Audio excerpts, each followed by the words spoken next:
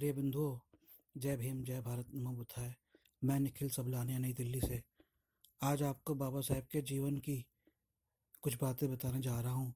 और ये बातें शंकरानंद शास्त्री जी की पुस्तक युग पुरुष बाबा साहेब डॉक्टर भीमराव अंबेडकर जी से ली गई है। और इन बातों का मैंने शीर्षक दिया है बाबा साहेब अंबेडकर का युवाओं को संदेश। पुस्तक में इस अंश का शीर्षक है बाबा साहेब अकेले, हिंदू मुसलमानों के हजारों सहायक।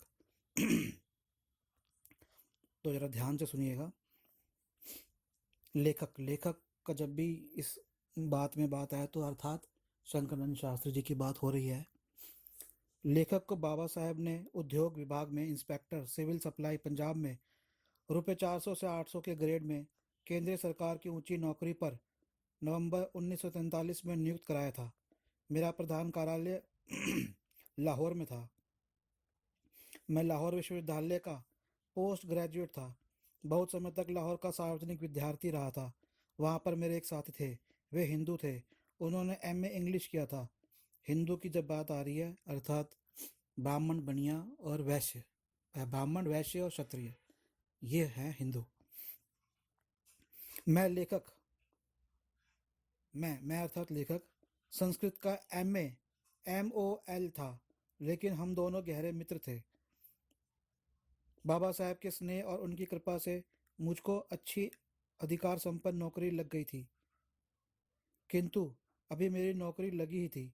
मैं प्रायः पंजाब में यानी लाहौर से बाबा साहेब की चरण वंदना करने दिल्ली हर सप्ताह आता जाता था।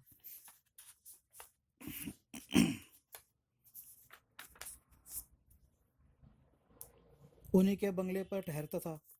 20 दिसंबर 1943 के दिन प्रातः कालीन नाश्ता करते समय बाबा साहेब के प्रसन्न मन को जानकर मैंने यूं ही बाबा साहेब से प्रार्थना की कि मेरे एक दोस्त को भी कहीं नौकरी पर लगवा दें। मैंने अपने हिंदू दोस्त की सारी योग्यताओं के बारे में उन्हें बताया। उनका बायोडाटा कागज पर लिखकर उनके सामने रख दिया। उस कागज को पढ़ने के बाद बाबा साहेब ने लेखक की ओर गंभीरता से देखा और कहा, अब ये बात आप ध्यान से सुनिएगा क्योंकि यहाँ से बाबा साहेब का संदेश शुरू होता है। मेरे लोग अर्थात भारत के अनुसूचित जाति, जनजाति और पिछड़े समाज के लोग जिनके उद्धार के लिए बाबा साहेब ने कार्य किए, मेरे लोगों का मेरे लोगों के पेट भरते ही उन्हें दूसरी कौम वालों की नौकरी की चिंता लग जाती है। उस समय दूसरे लोग, कुछ अधिकारी और आगंतुक भी टेबल पर साथ ही बैठे थे। लगभग सभी अपने ही लोग थे। बाबा साहेब मेरी ओर देखते हुए बोले, हमारे लोग आज तक परोपकार करने में अपने आप को गौरवशाली समझते हैं। देखो, इस लड़के को अभी अभी नौकरी पर लगा है। इसे हमारे गरीब समाज के शिक्षित लोगों की चिंता नहीं है, इसे अपने हिंदू मित्र की चिंता है। अपने लोगों की सहायता करने के लिए मैं केंद्रीय सरकार या प्रांतीय सरकारों में एक अकेला हूँ, जबकि हिंदू या मुसलमान अपने धर्म के शिक्षित लड़कों की सहायता करने के लिए हजारों ऑफिसर और मंत्री विद्यमान हैं।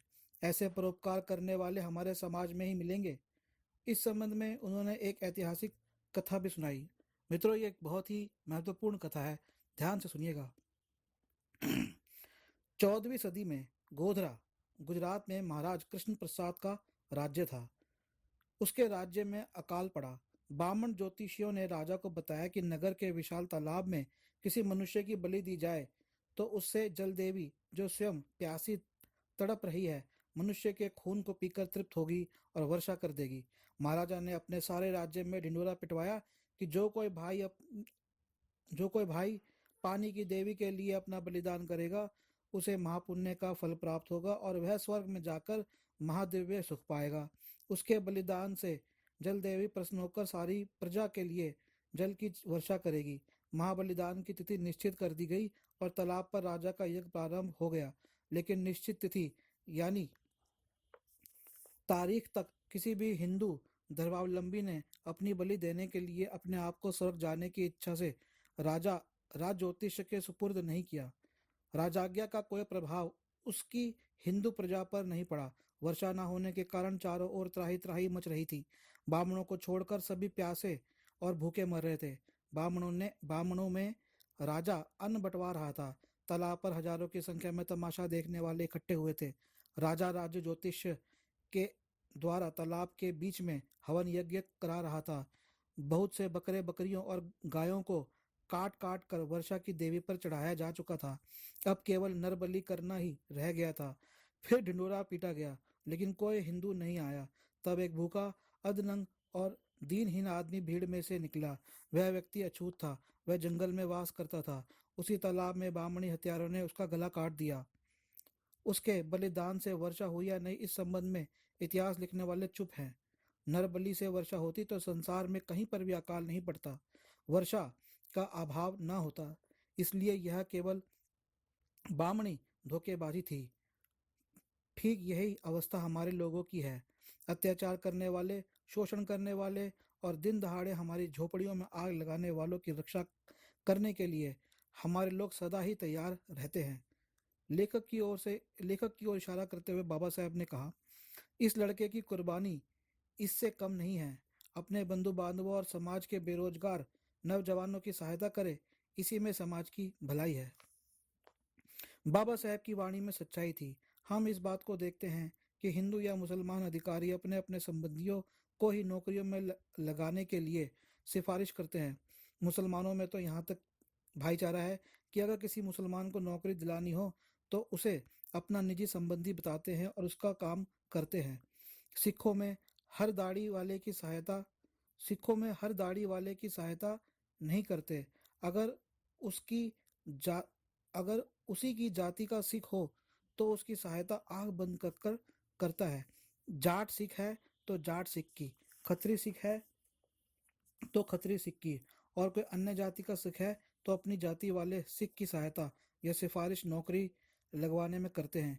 यही हाल जाति पाति वाले बामणवादी हिंदुओं का भी है। सब अपने अपनों की, यानी अपनी जाति वालों की ही सिफारिश सहायता करते हैं। बाबा साहेब का दृष्टिकोण विशाल था। उन्होंने सभी अछूतों अर्थात शेड्यूल कास्टों की जातियों उपजातियों को एक करने के लिए सबकी सूची शेड्यूल बनवाई और सबको एक नाम दिया, अनुसूचित जाति, यानी शेड्यूल कास्ट। इसलिए उन्होंने सभी अनुसूचित जाति के लोगों की एक साथ बिना किसी जाति उपजाति का विचार किए सहायता की। अपने अनुयायियों को उन्होंने यही उपदेश आदेश किया कि हर अनुसूचित जाति का अधिकारी या सक्षम सहायता करने वाला व्यक्ति प्रत्येक अनुसूचित जाति के व्यक्ति की बिना किसी भेदभाव के सहायता करने को तत्पर रहे। लेकिन जाति पाति वालों का गंदा भेदभाव वाला पानी हमारे लोगों के दिमाग में भी जहर घोलने लगा, तो उन्होंने उस गंदे स्रोत को बंद करने के लिए भगवान बुद्ध का समता, बंधुता, मैत्री और करुणा वाला जाति विहीन मानवीय सद्धम यानी बौद्ध धर्म दिया। हमको बौद्ध बनाया। इसलिए जो भी बौद्ध हो उसकी सहायता हमें अवश्य करनी चाहिए।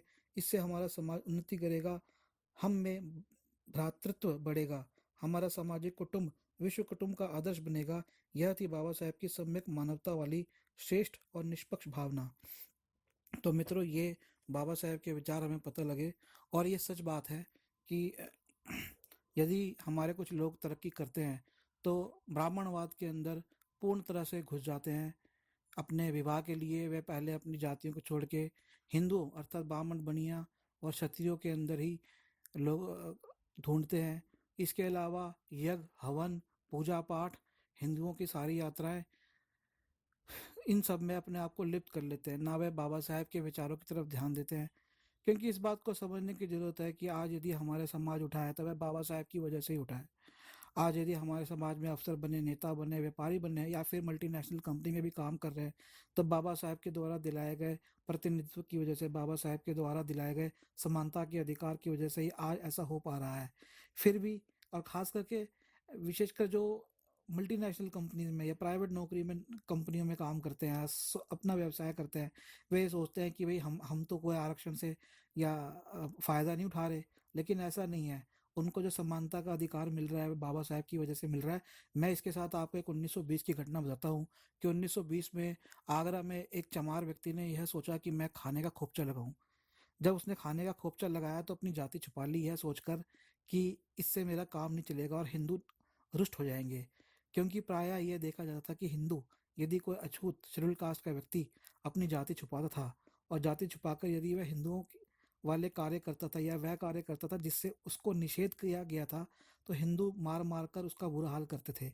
जैसे कि जनेऊ डालने पर हिंदू पेड़ से बांध कर जिंदा जला दिया करते थे।